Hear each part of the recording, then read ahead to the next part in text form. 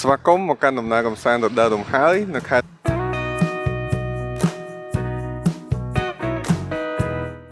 ស្វាគមន៍អ្នកទាំងអស់គ្នាមកកាន់វីដេអូថ្មីនៃដំណើរកម្សាន្តទៅកាន់ខេត្តមណ្ឌលគិរីវីដេអូនេះស្ទើរតែមិនបានលេចចេញជារូបរាងដោយសារខ្ញុំបានជ្រុះបាត់កាមេរ៉ាអញ្ចឹងចង់ដឹងថាខ្ញុំបានវាវិញដោយរបៀបណាអញ្ចឹងយើងទៅទស្សនាទាំងអស់គ្នាអូខេថ្ងៃនេះថ្ងៃ6ធ្នូហើយថ្ងៃនេះដែរយើងមានដំណើរកម្សាន្តមួយទៅកាន់ខេត្តមណ្ឌលគិរីចំនួន2យប់ហើយឥឡូវហ្នឹងគឺម៉ោង4កន្លះយើងរៀបចំចេញដំណើរទៅប៉ុន្មានទ្រីបចុងក្រោយនេះគឺពួកយើងចូលចិត្តចេញដំណើរតាំងពីព្រលឹមខ្លាំងមែនទែនដោយសារតែចរាចរណ៍មិនសូវកកស្ទះហើយម្យ៉ាងទៀតបានមើលថ្ងៃរះនៅតាមផ្លូវនោះឯងដោយសារតែផ្លូវជាតិលេខ7គេកំពុងតែជួសជុលអញ្ចឹងការធ្វើដំណើរកម្សាន្តទៅកាន់ខេត្តមណ្ឌលគិរីលើកនេះគឺយើងជិះតាមផ្លូវជាតិលេខ8កាត់តាមស្វាយតនិងបត់ទៅតាមអូរទាំងឪវិញផ្លូវដែលពួកយើងជិះនេះរៀងឆ្ងាយបន្តិចមែនប៉ុន្តែបើអ្នកទាំងអស់គ្នាជិះតាមស្វាយតហើយចេញទៅខាងពញាក្រៃវិញគឺផ្លូវគេកំពុងតែជួសជុលដូចគ្នា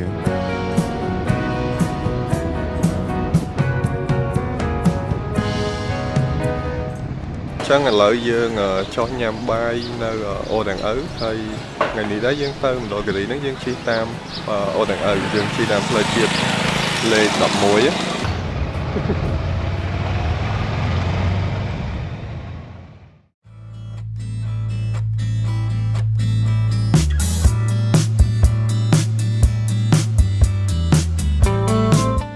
បន្ទាប់ពីញ៉ាំអាហារពេលព្រឹកនៅអូដងឪរួចហើយពួកយើងក៏បន្តដំណើរទៅមុខទៀតដែលពួកយើងទៅដល់ខេត្តត្បូងឃ្មុំប្រហែលជាម៉ោង8កន្លះកំណត់ផ្លូវចាប់ពីត្បូងឃ្មុំទៅកាន់ពញាក្រៃនេះគឺយើងអាចជិះលឿនបានទេដោយសារតែផ្លូវមានលក្ខណៈខូចខាតផ្លូវតូចចង្អៀតហើយមានឡានធំច្រើនផងដែរ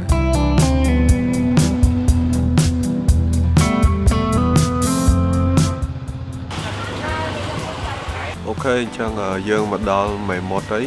ម៉ោង9ហើយភាពផ្លូវមិញគឺអត់សូវស្រួលទេគឺតាមផ្លូវក្លុកច្រើនមែនទែនមកដល់ពញាក្រៃនេះបានផ្លូវវារៀងស្រួលបន្តិចទៅពេលបត់ចេញពីម្ដុំសួងម្ដុំអីគឺផ្លូវពិបាកមែនទែនសុទ្ធតែក្លុកចម្ងាយផ្លូវពីស្រុកមេមត់ទៅកាន់ខេត្តមណ្ឌលគិរីគឺនៅសល់ចម្ងាយប្រហែលជា172គីឡូម៉ែត្រទៀតអញ្ចឹងយើងគិតថាធ្វើដំណើរប្រហែលជា3ម៉ោងទៀតនឹងទៅដល់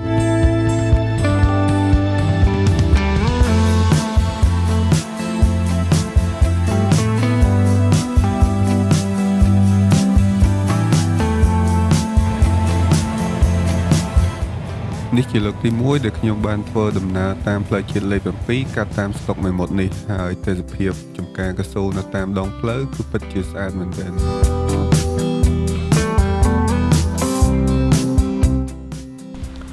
អូខេយើងមកដល់ស្នួលហើយឥឡូវហ្នឹងខ្ញុំឈប់សម្រាកបន្តិចនៅស្តុប2ធ្នូហើយតិចទៀតយើងនឹងបន្តដំណើររបស់យើងទៅមណ្ឌលគិរីទៀតស្តុប2ធ្នូត្រូវបានបង្កើតឡើងដើម្បីរំលឹកដល់ការបង្កើតគណៈសេសង្គ្រោះជាតិកម្ពុជាដើម្បីវាយរំលំរបបបល្ល័ង្កពូជសាសន៍ប៉ុលពតហើយគណៈសេសង្គ្រោះជាតិកម្ពុជាក៏បានវាយរំលំរបបនេះនៅថ្ងៃទី7មករាឆ្នាំ1979នៅសល់ចម្ងាយប្រហែលជា150គីឡូម៉ែត្រទៀតយើងនឹងទៅដល់ទីរួមខេត្តមណ្ឌលគិរីហើយសម្រាប់ផ្លានរបស់យើងនៅថ្ងៃនេះគឺយើងនឹងទៅលេងតំបន់រមណីយដ្ឋានដែលស្ថិតនៅតាមផ្លូវទៅខេត្តមណ្ឌលគិរីនេះ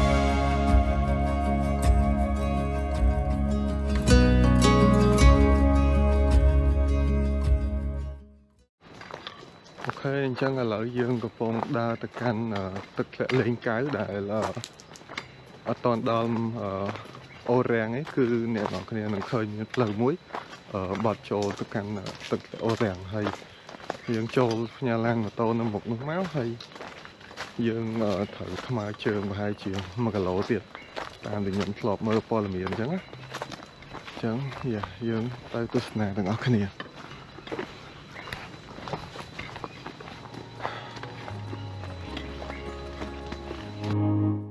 ទឹកធ្លាក់លេងកៅមានចម្ងាយប្រហែល25គីឡូម៉ែត្រពីទីរួមខេត្តមណ្ឌលគិរីហើយផ្លូវដើរចូលនេះគឺពិតជាមានភាពស្រស់ស្អាតមែនទែនជាមួយនឹងដើមឈើតូចធំព័ទ្ធជុំវិញអមជាមួយនឹងសំឡេងសត្វយំ តំបន់អេកូទេសចរទឹកធ្លាក់លេងកៅនេះមានកម្ពស់3ជាន់ហើយទើបតែបង្កើតនៅឆ្នាំ2023ប៉ុណ្ណោះខាងអង្គការអភិរក្សសត្វព្រៃបានកំពុងនឹងចូលរួមអភិវឌ្ឍកន្លែងនេះឡើងជាមួយនឹងសហគមន៍ដើម្បីឲ្យទឹកធ្លាក់លេងកៅនេះក្លាយជាតំបន់ទេសចរមួយនៅក្នុងស្រុកកែវសីមាអញ្ចឹងទីតាំងទឹកធ្លាក់លេងកៅនេះគឺហួសទីស្នាក់ការដែនជំរកសត្វព្រៃស្រុកកែវសីមាប្រហែលជា1គីឡូម៉ែត្រនៅខាងស្ដាំដៃអ្នកទាំងអស់គ្នានឹងឃើញផ្លាកមួយដែលបញ្ជាក់ពីទីតាំងទឹកធ្លាក់មួយនេះធ្វើដំណើរហួសទឹកធ្លាក់លេងកៅប្រហែលជាប្រមាណគីឡូម៉ែត្រទៀតយើងក៏មកដល់វាលស្មៅអូររាំងដែលជាវាលស្មៅមួយដ៏ស្រស់ស្អាតនៅក្នុងខេត្តមណ្ឌលគិរីនេះ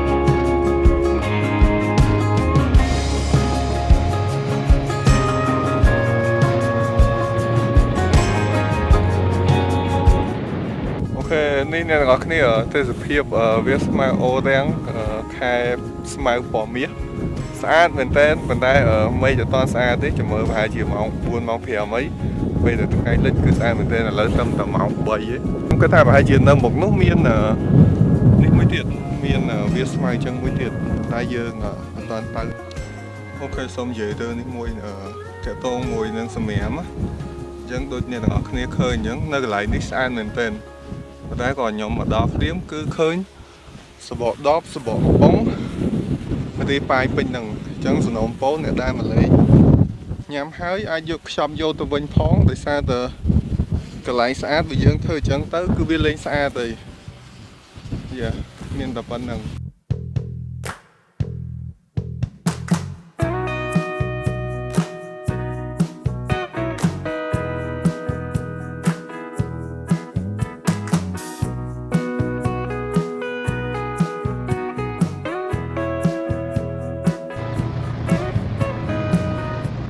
បើយើងជិះចូលតាមផ្លូវវាស្មៅអូររាំងនេះបន្តដំណើរទៅមុខទៀតយើងនឹងទៅដល់ទឹកធ្លាក់មួយដែលមានឈ្មោះថាទឹកធ្លាក់លេងអនលេងខិនប៉ុន្តែគួរឲ្យសោកស្ដាយដែលខ្ញុំមិនអាចទៅដល់ទឹកធ្លាក់នេះបានដោយសារតែផ្លូវចុះកន្លែងហ្នឹងវារាងចោតខ្លាំងហើយពេលជិតទៅដល់ហ្នឹងផ្លូវកស៊ូហ្នឹងវាដាច់ពាក់កណ្ដាលហើយកន្លែងហ្នឹងវាចុះចំណោតខ្លាំងអញ្ចឹងទៅ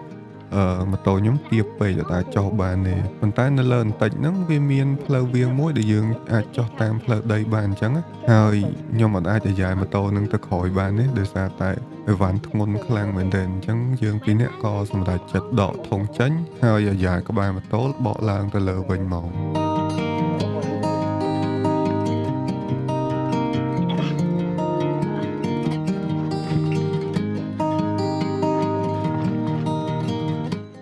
អញ្ចឹងពេលយើងអាយ៉ាក្បែរម៉ូតូនឹងឡើងបានហើយក៏យើងអត់ដាក់ធុងនឹងឡើងមកវិញដែរខ្លាចយើងមួលឡើងអត់រួចអញ្ចឹងខ្ញុំក៏សម្រេចចិត្តជិះម៉ូតូនឹងឡើងមកលើមុនហើយទុកធុង3នឹងនៅខាងក្រោម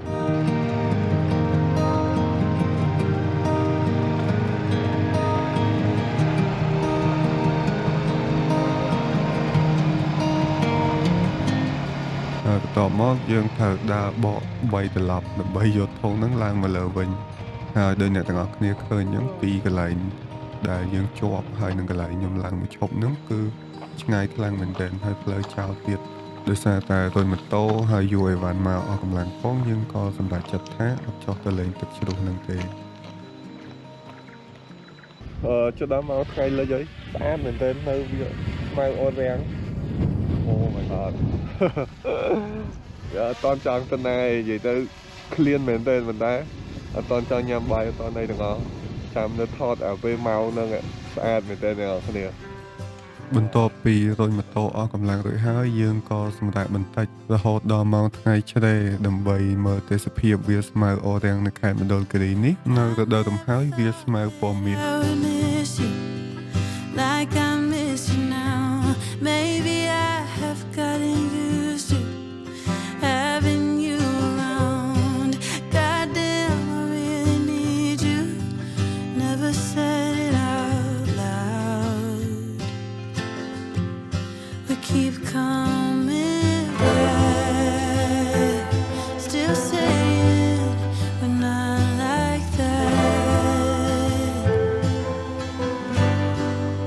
Come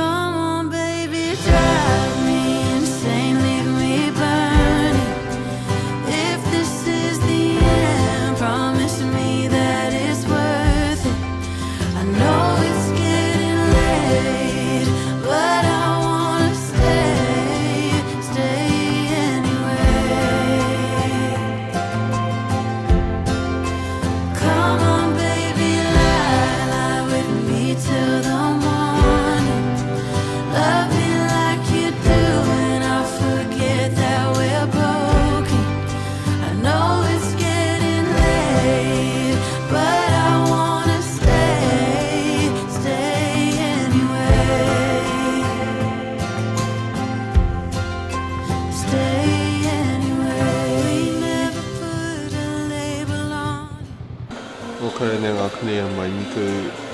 ល្ងាខ្លាំងមែនទែនទៅដល់ខ្យល់ត្រជាក់អញ្ចឹងរោមកដាក់សុកគោសិនហើយអូនដល់កដៃត្រជាក់ខ្លាំងមែនទែនអ្នកនរគ្នាជិះម៉ូតូមកមិញឡើងល្ងាឡើងចង់កកហ្មង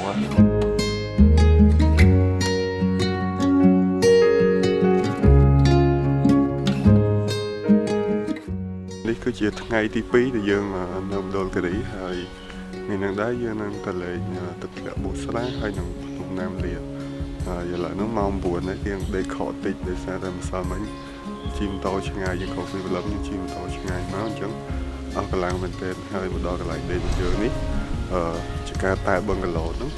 មកដល់រៀងយប់ទៀតអញ្ចឹងយើងចាញ់រៀងឡែតបន្តិចហ្នឹងតិចទៀតយើងជិះចូលក្រុងវិញយើងរកអីញ៉ាំពេលព្រឹកហើយបាទយើងចេញទៅទឹកធ្លាក់ប៊ូស្រា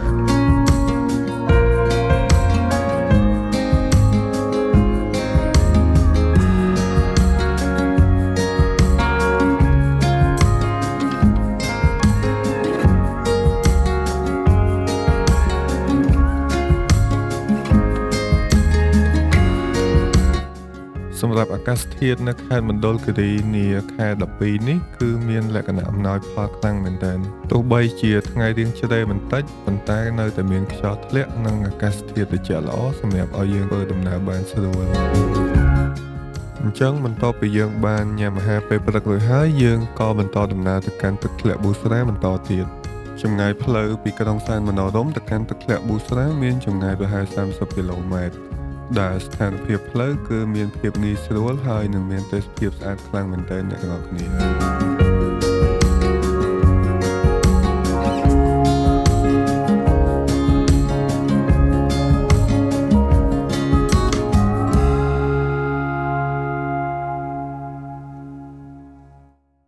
យើងកំពុងដើរចុះទៅទឹកជ្រោះប៊ូស្រាហើយអ្នកអីវ៉ាន់សុពីសំពងដើរគេអត់គ្នាបានលឺសលេងវា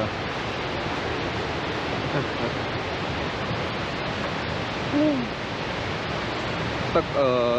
ខែនេះប្រហែលជាលេងនេះហើយលេងល្អអីដោយសារតែវាខានភ្លៀង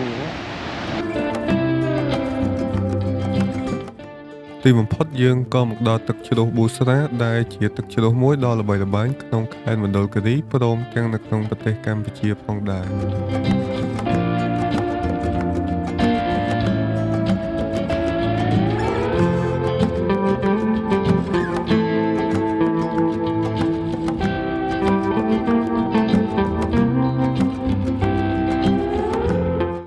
ទឹកធ្លាក់ប៊ូស្រាគឺជាទឹកធ្លាក់ដែលធំជាងគេបំផុតនៅខេត្តមណ្ឌលគិរីវាមានទៅដល់3ជាន់ប៉ុន្តែជាទូទៅគេអនុញ្ញាតឲ្យលេងតែជាន់ទី1និងជាន់ទី2នោះទេពាក្យប៊ូស្រានេះគឺជាភាសាដើមរបស់ជនជាតិភាគតិចពូណងដែលមានន័យថាទឹកហូរចេញពីភ្នំឬទឹកហូរខ្លាំងដោយសារតែភាពអស្ចារ្យនិងស្រស់ស្អាតនៃទឹកធ្លាក់នេះឲ្យតែមកដល់ទឹកធ្លាក់ប៊ូស្រាគឺយើងដឹងតែនឹកឃើញដល់បទចម្រៀងមួយភ្លាមគឺបទទឹកជ្រោះប៊ូស្រាដែលច្រៀងដោយលោកតូចតេងនិងអ្នកស្រីម៉ៅសារ៉េត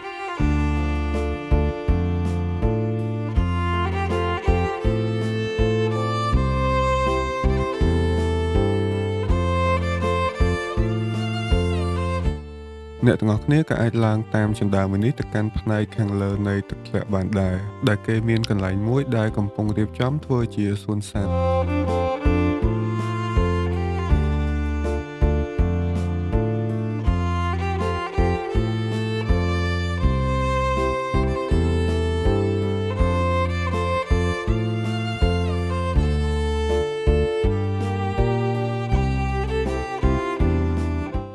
អញ្ចឹងបើអ្នកទាំងអស់គ្នាមកលេងទឹកធ្លាក់ប៊ូស្រាហើយអត់ចង់ញ៉ាំអីនៅកញ្ចុះចិត្តទឹកទេអ្នកទាំងអស់គ្នាក៏អាចកំងម្ហូបញ៉ាំនៅខាងលើផងដែរ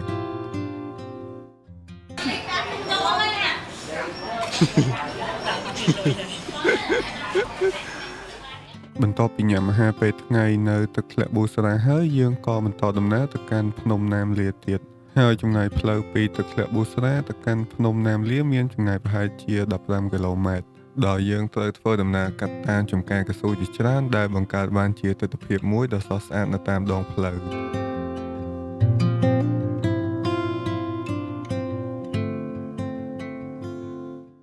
យើងមានកម្រងមកកាន់ខេត្តមណ្ឌលគិរីនេះចាប់តាំងពីខែ11បនអុំទុកក្នុងដំណើរកម្សាន្តជុំវិញប្រទេសកម្ពុជារបស់យើងតែដោយអ្នកទាំងអស់គ្នាដឹងចឹងថាដំណើរកម្សាន្តហ្នឹងត្រូវបាន cancel ប៉ុន្តែបើតាមមើលស្ថានភាពផ្លូវមកភ្នំណាមលានេះបើសិនជាយើងមកពេលនោះក៏រៀងលំបាកដែរដោយសារតែពេលនោះគឺនៅមានភ្លៀងនៅឡើយអញ្ចឹងខាងស្ដាំដៃនេះគឺជាកន្លែងដែលយើងបត់ចូលផ្ញើម៉ូតូដើម្បីចូលទៅកាន់ភ្នំណាមលាអញ្ចឹងយើងត្រូវថ្មើរជើងពីចំណតនេះប្រហែលជា100ម៉ែត្រទៀតទើបយើងទៅដល់ជើងភ្នំណាមលា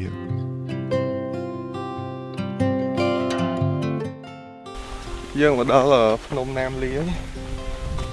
អូយចោតអា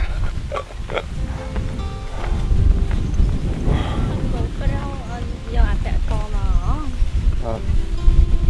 ថតគេដល់កាន់ហ្នឹង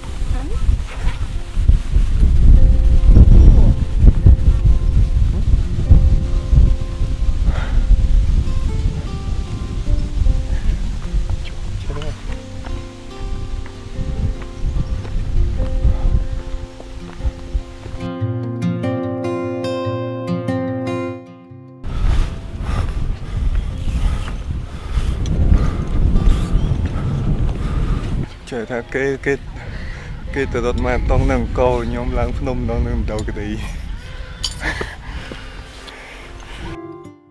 ភ្នំណាមលាជាភ្នំធម្មជាតិមួយដែលគ្របដណ្ដប់ទៅដោយថ្មសុទ្ធសាធនិងពុំសូវមានដើមឈើដុះច្រងច្រាំងដូចភ្នំដទៃនោះទេអញ្ចឹងដើម្បីបង្កភាពងាយស្រួលឲ្យអ្នកទេសចរគ្រប់វ័យអាចឡើងភ្នំនេះបានខាងសហគមន៍ក៏បានរៀបចំជាខ្សែពួរដើម្បីឲ្យអ្នកទេសចរអាចតោងឡើងពីជើងភ្នំទៅដល់កំពូលភ្នំឥឡូវយើងឡើងដល់កំពូលហើយអូទេសភាពស្អាតមែនតើនៅសល់មានឡើងនៅខ្ពស់ជាងនឹងទៀតតែអស់កន្លងធំហ្នឹងហើយម៉ោង4អញ្ចឹងទៅទៀតយើងចុះទៅវិញអានេះគេហៅពីអមកំរេងបាទគេជាតិក្នុងជាតិកំរាបាទអមសម្រាប់ហ្នឹងសម្រាប់ក្រមនោះកន្លែងយើងឃើញអានេះគេចងរឹងឲ្យភ្ញៀវដេកយកមកលេងដេកទៅនឹងអូដេកសម្រាប់ចាស់បាទគេថាប់បាត់ហាត់ចោលទីនេះបានក្លាយទៅជាតំបន់មួយដែលអនុញ្ញាតឲ្យភ្ញៀវទេសចរឡើងភ្នំកំសាន្តដើម្បីមើលទេសភាពព្រៃឈើនៅក្នុងតំបន់ខេត្តមណ្ឌលគិរីនេះហើយទីនេះក៏មានរឿងព្រេងផ្សារភ្ជាប់ទៅនឹងដើមកំណើតនៃជនជាតិពូណូផងដែរ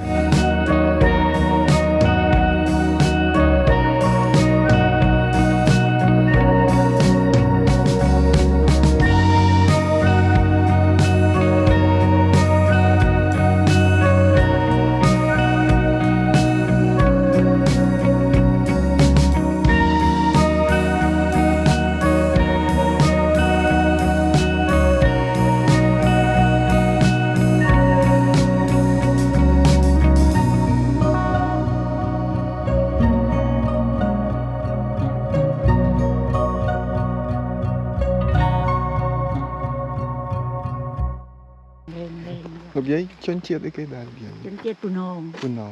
បាទលេកលាណាយកនំលេរយ៉ាអ៊ូនំណាំប្តីលេរអូឈ្មោះប្តីប្រពន្ធអ្នកនៅតែក្នុងរូងហ្នឹងអូប្រពន្ធប្តីវានៅតែហ្នឹងអញ្ចឹងក្នុងហ្នឹងមានរូងលោកយាយរូងតាមនុស្សតែក្នុងយើងខុសមាត់ខុសកវាទម្លាក់ហើយនេះមានផ្លូវមួយទៅខាងនោះផ្លូវទៅរូងឃើញរូងវាចេញចូលហ្នឹងឥឡូវវាបាត់មានម្នាស់មានម្ទេសមានត្រាប់មានចាំចុកមានស្រូវ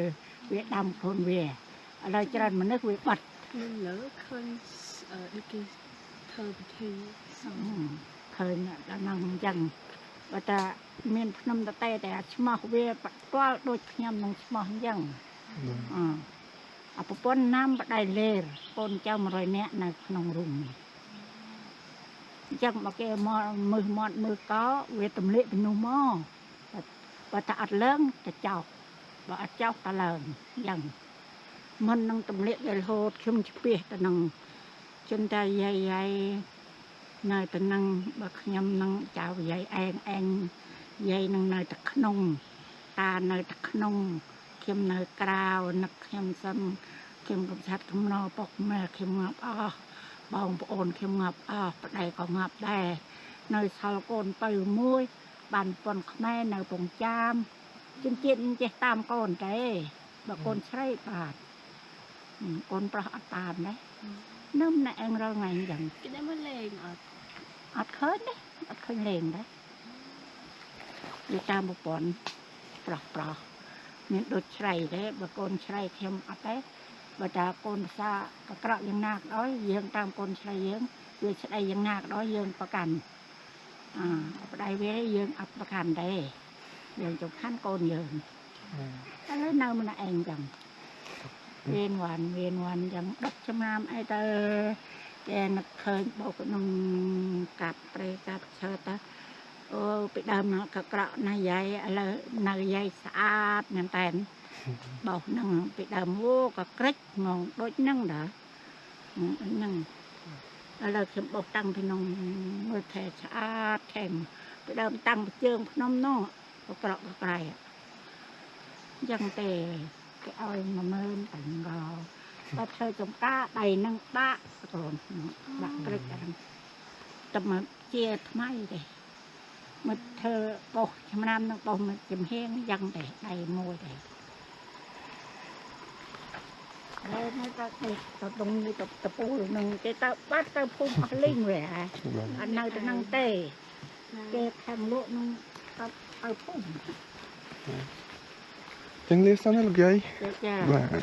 ប៉ុន តែមិនតាន់ឲ្យលុយគេអស់ផង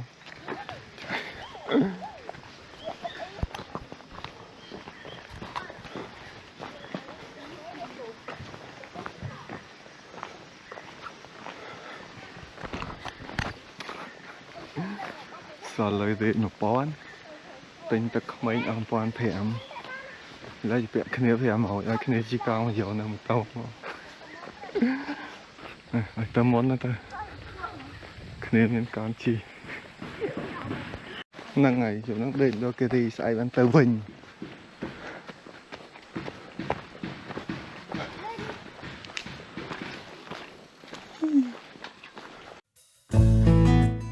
ដោយសារតែយើងមកលេងភ្នំណាមលាននេះរៀងល្ងាចហើយយើងនៅជក់ថតវីដេអូយូរផងអញ្ចឹងនៅពេលដែលយើងធ្វើដំណើរមកវិញហ្នឹងមេឃគឺរៀងល្ងិតបាត់ទៅហើយ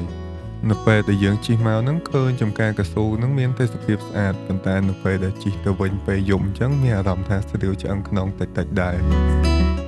ប៉ុន្តែដោយដែលអ្នកទាំងអស់គ្នាបានឃើញអញ្ចឹងគឺទេសភាពថ្ងៃលិចនៅតំបន់នេះគឺពិតជាស្អាតមែនទែន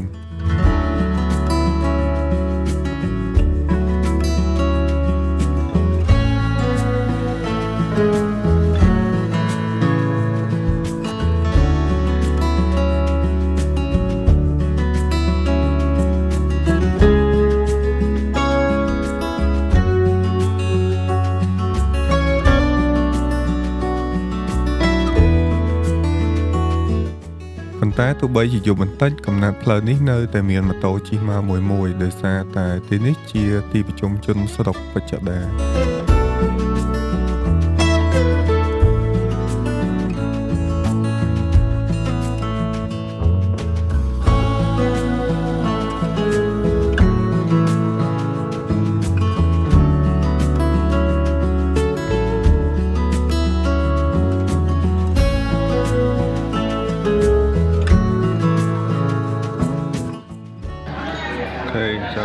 យើងមកដល់ក្រុងហើយមកប្រហែលជា6ម៉ោងក៏តពោមួយគ្នាអីចឹងនេះតាំងពីកន្លែងទូទៅកន្លែងធំពីអីមកក៏តពោគេរៀនធ្វើគឺមានទីអញ្ចឹងឥឡូវហ្នឹងម៉ោង10ហើយអ្នកទាំងអស់គ្នានៅមណ្ឌលគិរីសីតុណ្ហភាពគឺ18អង្សាសេហើយខ្ញុំមើលតាមអេបហ្នឹងទៅគេថាពេលព្រឹកហ្នឹងអាចធ្លាក់ដល់16ប៉ុន្តែចាំមើលបើសិនជាព្រឹកហ្នឹងខ្ញុំងើបតាន់ខ្ញុំនឹងថតឲ្យអ្នកទាំងអស់គ្នាមើលអញ្ចឹងអ្នកណាដែលចង់មកលេងខេត្តមណ្ឌលគិរីខេត្តនេះហ្នឹងហើយអាចមកលេងបានគឺត្រជាក់ស្រួលខ្លាំងមែនទែន ទោះបីជាមិនដឹងថាសីតុណ្ហភាពនៅពេលព្រឹកមិញមានប្រមាណអង្សាសេប៉ុន្តែគ្រាន់តែដឹងថាពីយប់នេះគឺយើងដេកឲ្យមានបើកម៉ាស៊ីនត្រជាក់ឬបើកកង្ហារអីទាំងអស់ខូចមែននេះ Nè cô rồi giờ phải nè. មួយនឹងមែនលើចូលតបគេចឹង Cho tôi cái trắng ma mèo. Chị mèo bụi phê ra đi. Bụi chặt ba bụi chứ chặt bài đâu chứ này chặt bài đâu chứ.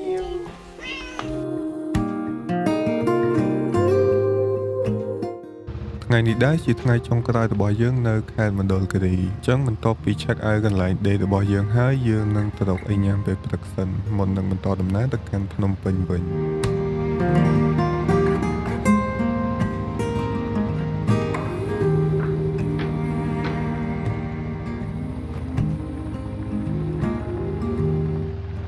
ម៉ោង 9 7 កន្លះហើយយើងញ៉ាំបាយព្រឹកមិនគំ check out ពីកន្លែងយើងដេក អញ្ចឹងយ៉ាទីទៀតហើយយើងឡើងទៅលេងកាហ្វេទឹកខ្មែរអញ្ចឹង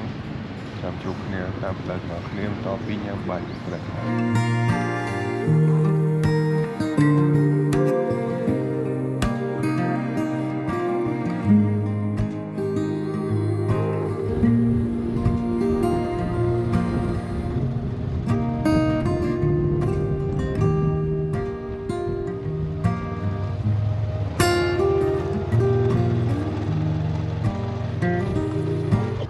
កាហ្វេទឹកខ្មែរដែលយើងបានឃើញពីម្សិលមិញនៅទឹកជ្រោះប៊ូស្រាក៏មានសាខាមួយផងដែរនៅទីរួមខេត្តមណ្ឌលគិរីនេះដែលមានទីតាំងនៅលើភ្នំដោះកមុំអញ្ចឹងអ្នកទាំងអស់គ្នាដែលមកទីតាំងនេះអាចអង្គុយផឹកកាហ្វេនិងមើលទេសភាពទីរួមខេត្តមណ្ឌលគិរីបានផងដែរ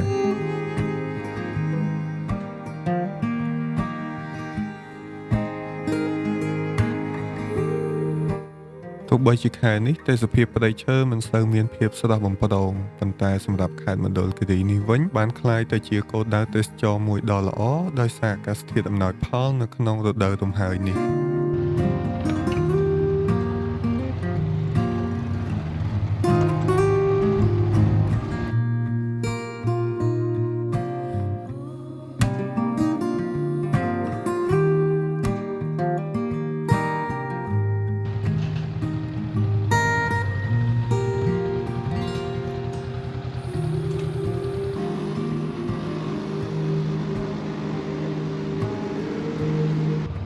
ធ្វើដំណើរតាមផ្លូវមកវិញយើងក៏សម្រេចចិត្តថាចូលលេងទីរួមខេត្តកំពង់ចាមដែលជាទីកន្លែងកំណើតរបស់ដៃគូខ្ញុំ តែនំប៉័ងប្រហិតឆារហូតរបស់កុមារីដល់នេះមិនដែររសជាតិឆារហូត Trong xin phanh như thế này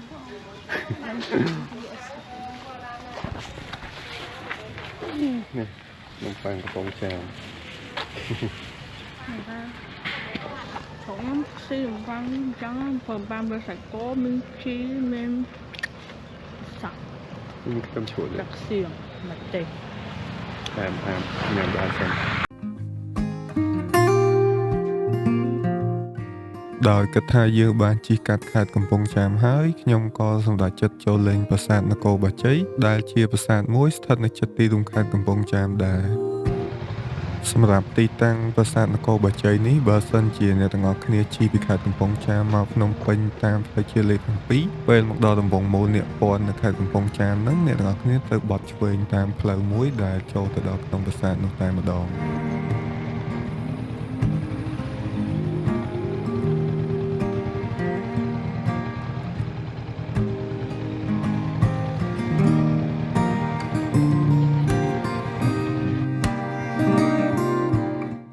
ប្រាសាទនគរបាជ័យជាប្រាសាទមួយកសាងឡើងដោយព្រះបាទជ័យវរ្ម័នទី 7 នៅចុងសតវត្សទី 12 ដែលប្រើប្រាស់រចនាបថបាយ័ននិងឧទ្ទិសទៅដល់ពុទ្ធសាសនាមហាយាន ប៉ុន្តែផ្នែកជាច្រើននៃប្រាសាទនេះត្រូវបានបាក់បែកដោយសារតែស្ដេចជំនាន់ក្រោយមកបានធ្វើការរុះរើនិងកែប្រែប្រាសាទនេះដើម្បីឧទ្ទិសដល់ព្រហ្មញ្ញសាសនាវិញ លុះមកដល់សតវត្សទី 17 ក៏មានព្រះរាជាមួយអង្គរៀបចំប្រាសាទនេះឡើងវិញនិងកសាងព្រះវិហារមួយនៅចំកណ្ដាលប្រាសាទនេះតែម្ដង អ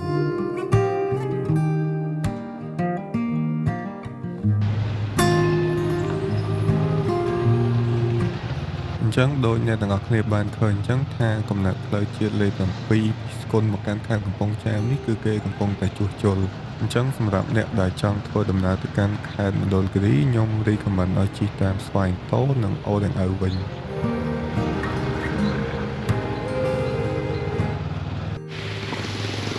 ខេមកដល់ស្គុនហើយឈប់ញ៉ាំមិនតិចផ្លូវកំពង់ចាមមកស្គុនសាហាវមែនអ្នកនរគ្នាឃើញក្នុងវីដេអូអញ្ចឹងហុយដីទៅលោមតែអត់ឲ្យយើងទៅមើលប្រហែលជាកន្លះឆ្នាំទៀតcònឆ្នាំទៀតគេធ្វើឲ្យស្អាតទៅព្រោះជិះហើយយើងវីដេអូនេះស្ទើរតែមិនបានលេចចេញជារូបរាងឡើងដោយសារខ្ញុំបានជ្រុះបាត់កាមេរ៉ានៅពេលដែលខ្ញុំចេញដំណើរពីស្គុនមកកាន់ភ្នំពេញដើមហេតុនោះគឺថានៅពេលដែលខ្ញុំចេញពីកតាសាំងការទិញនឹងបានបន្តិចក៏មានអ៊ំស្រីម្នាក់គាត់ប្រាប់ថាខ្ញុំបានជ្រុះកតាបអញ្ចឹងកតាបដែលខ្ញុំបានជ្រុះហ្នឹងគឺជាកតាបកាមេរ៉ាដែលខ្ញុំស្ពាយជាប់ខ្លួនរហូតដូចអ្នកទាំងអស់គ្នាបានឃើញអញ្ចឹងប៉ុន្តែនៅពេលដែលខ្ញុំចេញពីកតាសាំងហ្នឹងគឺខ្ញុំភ្លេចស្ពាយវាហើយខ្ញុំដាក់វានៅលើធុងចំហៀងរបស់ខ្ញុំ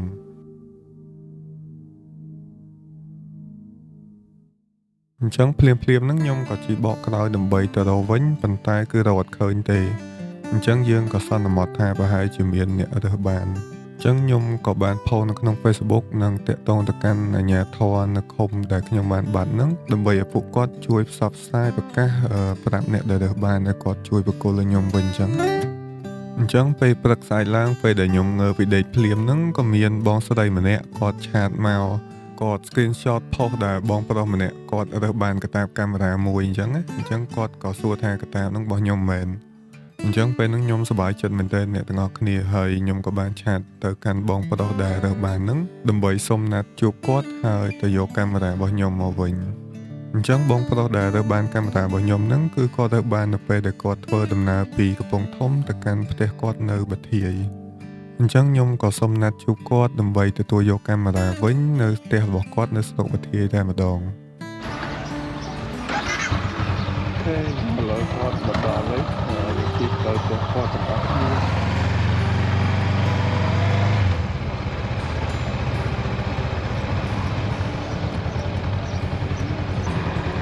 ដល់ណាបានដល់ទៅមកគួរហងចាក់ទៅទៀតតចាបកប្រវិញទៅមកពីវិជុំសួរគេសួរអីមកទៅតាមកមក7ណា7ហើយខ្ញុំទៅឈប់នៅតូតាល់មកដល់មក9ជាមិនចេញនៅចាំម៉ៃក៏មិនទៅទេមកហើយទៅមិនต้องណាហើយជាកណានេះមិនទៅមិនទៅមិនដែរខ្ញុំចេញមកខ្ញុំឈប់តែងជាខាតនៅកែងកណ្ដាលតែពេលនេះទៅដល់ខ្ញុំខ្ញុំវាហើយទៅជ្រងតែណាហើយអ៊ីក៏ប្រាប់ខ្ញុំលោកមកហ៎គាត់ប្រាប់ថាអូឈប់វ៉ាលីនេះផងបងវិញតោះទៅមក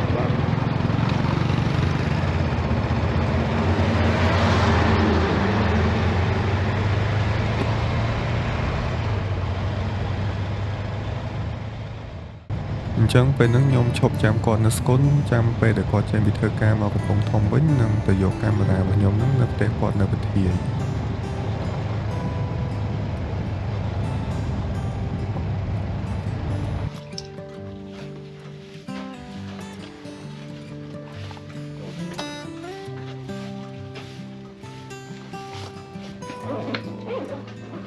មកពីណាបាត់ជួអត់ដឹងណា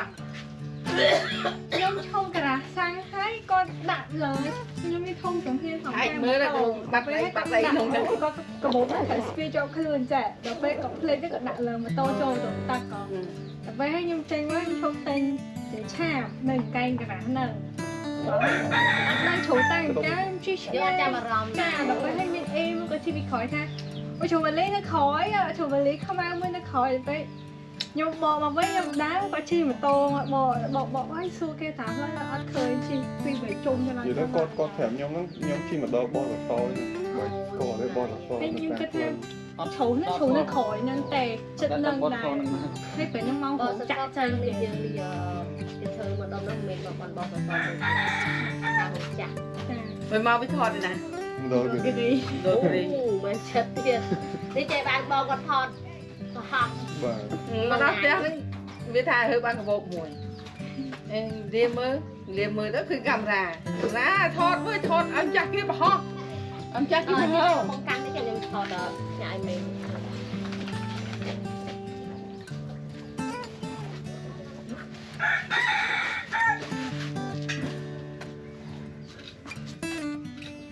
កូនចាន់ខ្ញុំមកថតហើយឯងមេ បានមានគេឆាតស្គ្រីនសតបងគាត់ផុសថាមានគេរកបានហើយទៅ ខាង គេ ក្នុង ស្រាវីដេអូគ្រប់ បាទក្នុងតបង ពេញទី គឺរដ្ឋបាលខាងបៃឈរទៅបៃឈរគុំរដ្ឋបាលក្នុងតបងឯង បាទបាទ ចា ព្រោះយើងឆានទៅគាត់ឲ្យគាត់ជួយព្រោះយើងបាត់នៅតំបន់របស់គាត់ ចាំរីការទៅគាត់ផងតែរកបានវិញ បាទបាទ អើឃើញវិញហើយចាំអ្នកចិត្តថតនេះខាងមកគេបរហោះឲ្យយើង ព្រោះពេលហ្នឹងម្ដុំហ្នឹងរងចាក់ចេញច្រើនទៀតអូនស្មើមក6រងចាក់ចេញ តាមពេលខ្ញុំហើនេះស្ងាត់ឡានដែរឡានមួយ តែមកទៅបាន ខ្ញុំឃើញឡាននោះមកពីទៀតប៊ីជន់ខ្ទេចទៀត ជុំនៅខាងនៅកណ្ដាលខ្នង នៅកណ្ដាល កណ្ដាលហ្មង បាទ តែស្នឹងហើយអាហ្នឹងមកធំហ្នឹងខ្ញុំដាក់នៅខាងនេះដែរ ហើយឡានវូមកអត់ទៅតា មានចា អាមួយធំប៊ីជន់ខ្ទេច ថាអូឈប់បើសិនជាគេអត់ហើទេក៏ឡានកាន់បាយខ្ទេចដែរ ហ្នឹងហើយបងព្រោះដាក់នៅខាងឆ្វេងហើយយើងជិះខាងគៀនវាធ្លាក់ទៅកណ្ដាលខ្នល់បាទកន្លែងនេះគេហៅភូមិទៀត ត្រង់ក៏កណាខ្ញុំនៅនេះហ្នឹង